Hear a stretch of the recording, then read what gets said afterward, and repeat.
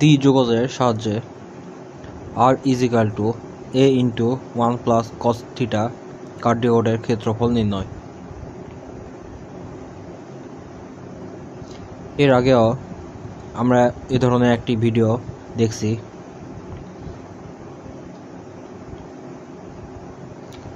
তাহলে আমরা দেখতে পাচ্ছি দেওয়া আছে r = a × 1 + cos θ, এটা কি সমীকরণ 1 ধরছি।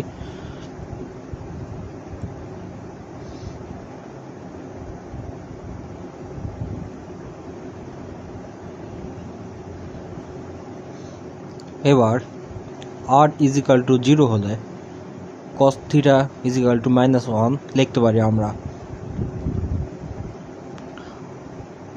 -1 কে cos ± পাই ধরতে পারি, সেখান হতে আমরা লিখতে পারি θ =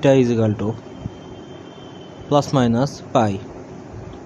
এখন 1 নং সমীকরণের কার্ডিওডের যে অংশ আদি রেখার উপর অবস্থিত, উহা θ এর -π হতে +π পর্যন্ত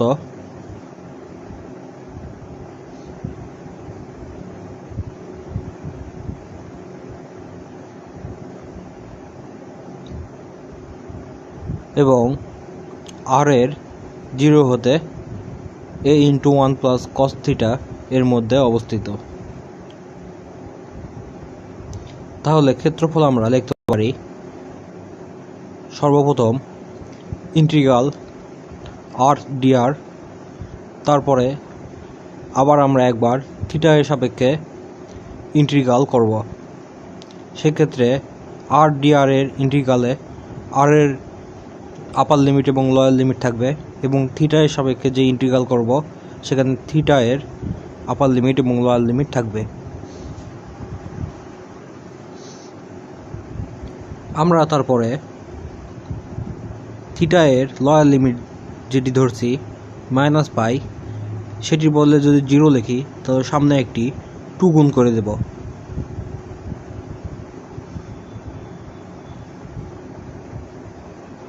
বাদবাকি যা আছে তাই ঠিক থাকবে আগের মতোই।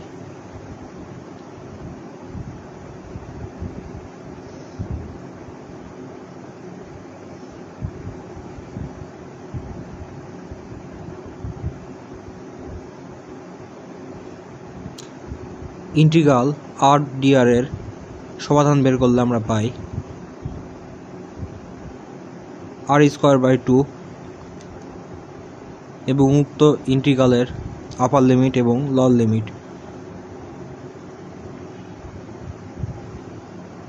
আপার লিমিটের মান r এ বসিয়ে দিলে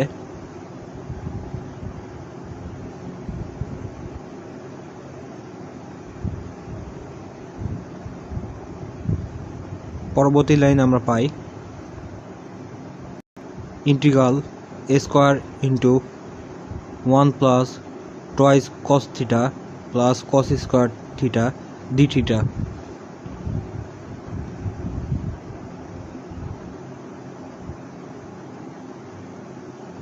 r² নিচে যে 2 আছে এবং ইন্টিগ্রালের সামনে যে 2 আছে গুণাকারে, সেটি কাটাকাটি করে 1 পাইছি আমরা, সেটি লেখার প্রয়োজন নাই। cos² θ = আমরা জানি 1 + cos twice θ/2 এবং স্কোয়ারকে বাইরে বের করে দিয়েছি। এরপরে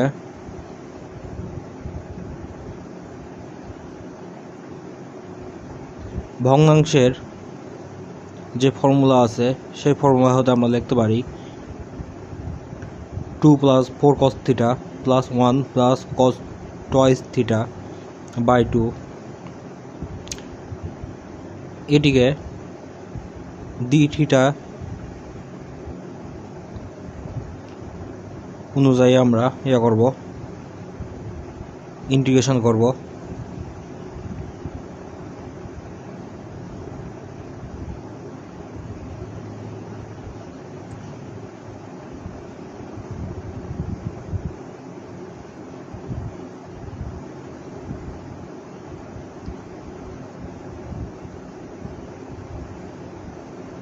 পরবর্তী পৃষ্ঠায় আমরা দেখতে পাচ্ছি half into a square into integral 3 plus 4 cos theta plus cos twice theta d theta.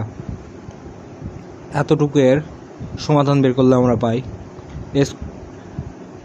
A square by 2 into 3 theta plus 4 sine theta plus sign twice theta by 2। Upper limit pi, lower limit 0।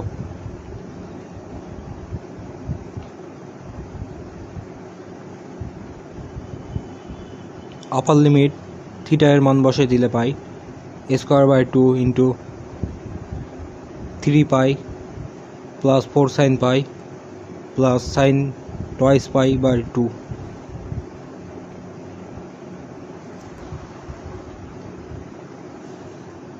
আমি এভাবে আপনাদেরকে দেখাই, তার একটি কারণ হচ্ছে আমি হাতে যখন লিখতে যাব সমাধানগুলোকে তখন ভিডিওটি অনেক লেন্দি হয়ে যায়। সেক্ষেত্রে আমি চেষ্টা করি সবসময় ভিডিও যেন 10 মিনিটের নিচে হয়, সেই জন্য এইভাবে আপনাদেরকে ভিডিও করে দেখাই। সর্বশেষ answer 3 pi a square by 2 বর্গ একক, এটি আমাদের কাঙ্ক্ষিত অ্যান্সার।